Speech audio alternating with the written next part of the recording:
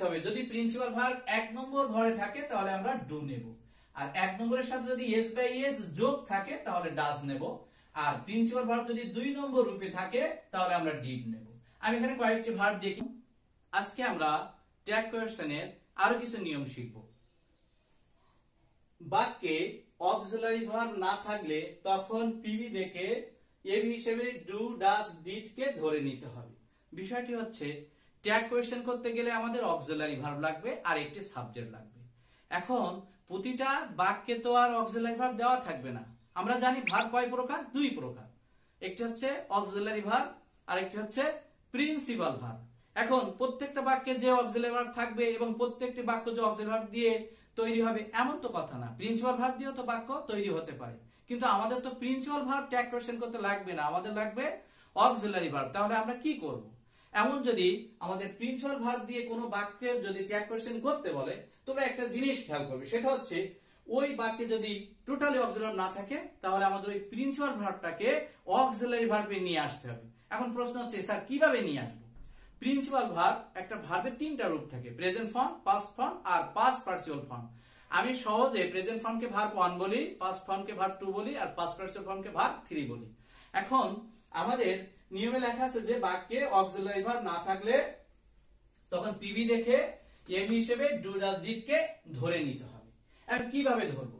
মনে রাখতে হবে যদি প্রিন্সিপাল ভার্ব 1 নম্বর ঘরে থাকে তাহলে আমরা ডু নেব, আর 1 নম্বরের সাথে যদি এস বাই এস যোগ থাকে তাহলে ডাজ নেব, আর প্রিন্সিপাল ভার্ব যদি 2 নম্বর রূপে থাকে তাহলে আমরা ডিড নেব। আমি এখানে কয়েকটি ভার্ব দেখিয়েছি, যেমন go went gone, see saw seen, call call called, learn learned learned, বা আরেকটা করা যায় আমেরিকান এটাও করে লার্নড লার্নড, টিনা দিয়ে ইডি দিয়েও করা যায়, এটা আমেরিকান এটা ব্রিটিশ। ওকে, এখন চলো তাহলে আমরা কয়েকটা এক্সাম্পল দেখি। এক্সাম্পল দেখার মাধ্যমে আমরা বিষয়টা শিখে ফেলি।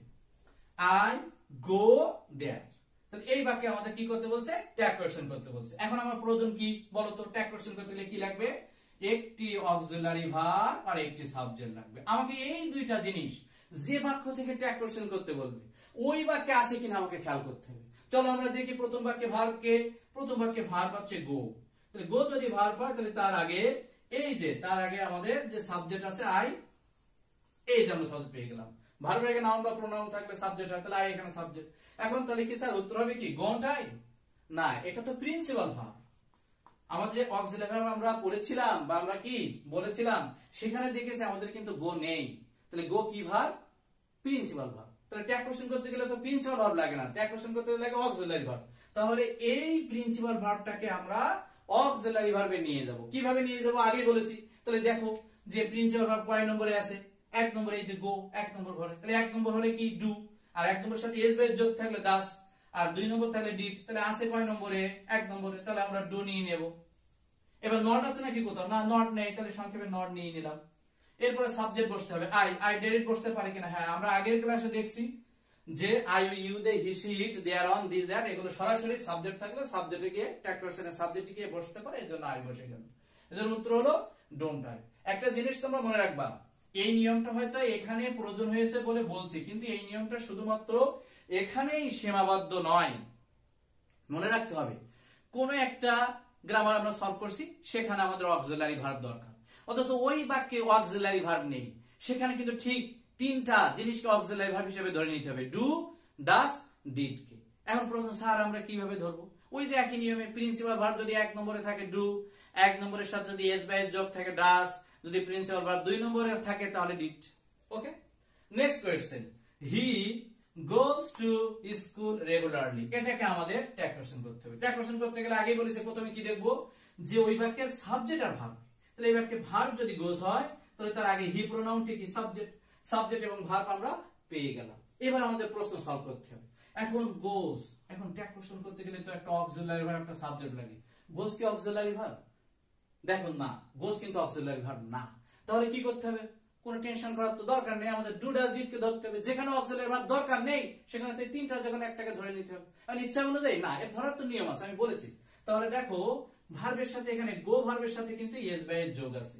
তাহলে এস বাই এর যোগ থাকলে কি ভার্বের সাথে ডাজ নিতে হয়, তাহলে আমরা ডাজ নিয়ে নেব, ডাজ নিলাম। এইবার বাকি কোথাও নট আছে কিনা? হি গোজ টু স্কুল রেগুলারলি, না কোথাও নট নেই, তাহলে সংক্ষেপের সাথে নট যুক্ত করে দিলাম। এবার সাবজেক্ট হি, হি ডাইরেক্ট গিয়ে বসতে পারে, আমরা আগেই শিখেছি, বসে গেল। তাহলে উত্তরটা হচ্ছে doesn't he. Next question, he went there with me, এটাকে ট্যাগ কোয়েশ্চেন করতে হবে। চলো একই নিয়ম, আগে সাবজেক্ট ভার্ব দেখি, তাহলে ওয়েন্ট হলো ভার্ব আর হি হলো সাবজেক্ট। এন্ড ওয়েন্ট, এবার আমরা সাবজেক্ট ভার্ব দেখলাম, আমাদের অক্সিলারি ভার্ব আর সাবজেক্ট লাগে, আমরা সাবজেক্ট পেয়েছি কিন্তু অক্সিলারি ভার্ব কিনা দেখি। ওয়েন্ট কি অক্সিলারি ভার্ব? না, ওয়েন্ট অক্সিলারি ভার্ব না, তাহলে আমাদের এই যে ডু ডাজ ডিড থেকে ধরে নিতে হবে। তাহলে এখানে ওয়েন্ট কয় নম্বর? এই যে দেখো গো ওয়েন্ট। তোমাদের এই ভার্বের রূপগুলো কিন্তু সুন্দর করে মুখস্থ করে ফেলতে হবে, না হলে কিন্তু তোমরা ধরতে তোমাদের প্রচুর কষ্ট হবে। তাহলে ওয়েন্ট, গো ওয়েন্ট কয় নম্বর? 2 নম্বর। তাহলে 2 নম্বর ভার্ব, এটা তো অক্সিলারি ভার্ব না, তাহলে অক্সিলারি ভার্ব না হয় যদি প্রিন্সিপাল ভার্ব হয়, 2 নম্বর যদি হয় তাহলে কি ধরতে হয়? ডিড। তাহলে আমরা এখানে ডিড লিখবো। নট আছে নাকি কোথাও? He went there with me, না, কোনো নেগেটিভ ওয়ার্ড নেই, তাহলে সংক্ষেপে নট যুক্ত করলাম। ডিডন্ট, এবার সাবজেক্ট হি ডাইরেক্ট বসতে পারে, বসে গেল। তাহলে উত্তর হলো ডিডন্ট হি। যারা ভার্ব চিনতে কষ্ট হয় সাধারণত মনে রাখবা, যদি ভার্বের সাথে এস বা যোগ থাকে তাহলে ডাস। আর 2 নম্বর বুঝতে কষ্ট হলে একটা সহজ টেকনিক দিয়ে, সব জায়গায় কিন্তু মিলবে এমন কোনো কথা না, প্রায় সময় মিলে যায়। যদি ভার্বের শেষে ডি অথবা ইডি বা যদি টি থাকে তাহলে বুঝবে সেটা 2 নম্বরে আছে। কি কি বললাম? যদি ভার্বের শেষে ডি অথবা ইডি অথবা টি যদি থাকে তাহলে বুঝবা ওই ভার্বটা পাস্ট ফর্মে আছে, তখন ডিড ধরবা। ওকে, মোটামুটি মিলে যায়।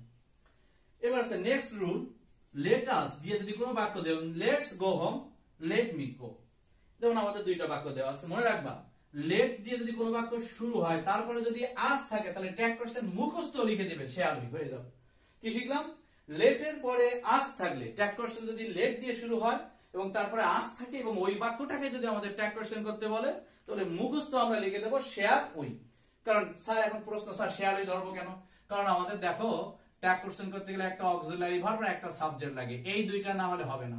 এজন্য অক্সিলারি ভার্ব হিসেবে আমরা শেয়ার ধরছি, আর সরি, আর ট্যাগ কোশ্চেন কি অক্সিলারি ভার্ব হিসেবে আমরা কি ধরছি? অক্সিলারি ভার্ব হিসেবে আমরা শেয়ার ধরছি আর সাবজেক্ট হিসেবে ওই ধরছি, কারণ ট্যাগ কোশ্চেন করতে গেলে আমাদের একটা অক্সিলারি ভার্ব একটা সাবজেক্ট লাগবে। এজন্য সহজ করে তোমরা মনে রাখবা, লেটের পরে আস থাকলে, এক কথা লেটার যুক্ত বাক্যকে ট্যাগ কোশ্চেন করতে বলে মুখস্থ ট্যাগ কোশ্চেন লিখে দেবে সে আলুই। আর লেটের পরে যদি আস না থেকে অন্য কিছু থাকে, লেট দিয়ে শুরু হয়েছে কিন্তু তারপরে আস নেই, আস বাদে আর যাই থাকে থাকুক, তখন ট্যাগ কোশ্চেন করবে উইল। তাহলে লেটের পরে এখানে দেখো, তাহলে एग्जांपल আমি 2টা দেখাচ্ছি। লেটস গো হোম, দেখো এই যে লেটের পরে আস, বিষয়টা হচ্ছে লেট আস এটা হচ্ছে লং ফর্ম আর লেটস হচ্ছে শর্ট ফর্ম, লেট আস যা লেটস তাই। তাহলে এখানে লেটের পরে us let's, let's go home, let's go home, তাহলে ট্যাগ কোশ্চেন মুখস্থ, লেটের পরে আস চলে আসছে, আমরা মুখস্থ লিখে দেবো কি শ্যাল উই। এরপরটা দেখো লেট মি গো, এই যে লেট দিয়ে শুরু হয়েছে কিন্তু এরপরে আস নেই, স্যার আস নেই কি করব? লেটের পরে আস না থেকে আর কি থাকে ওইটা নিয়ে তোমাদের এত চিন্তা করার দরকার নেই। লেটের পরে যদি আস না থাকে, লেট দিয়ে বাক্য শুরু হয়েছে তারপরে যদি আস আছে, এখানে যখন আস আছে বলে শ্যাল উই করলাম, কিন্তু ঠিক একই ভাবে লেটের পরে যদি আস না থেকে অন্য কোনো প্রোনাউন থাকে বা অন্য কিছু থাকে তখন আমরা ট্যাগ কোশ্চেন করব উইল ইউ। লেটের পরে এখানে আস নেই, এর জন্য ট্যাগ কোশ্চেন করে দিলাম উইল ইউ। ওকে, তাহলে শিখলাম লেটের পরে আস থাকলে শ্যাল উই, লেটের পরে আস না থেকে অন্য কোনো কিছু থাকলে বা অন্য কোনো প্রোনাউন থাকলে তখন উত্তর হবে উইল ইউ।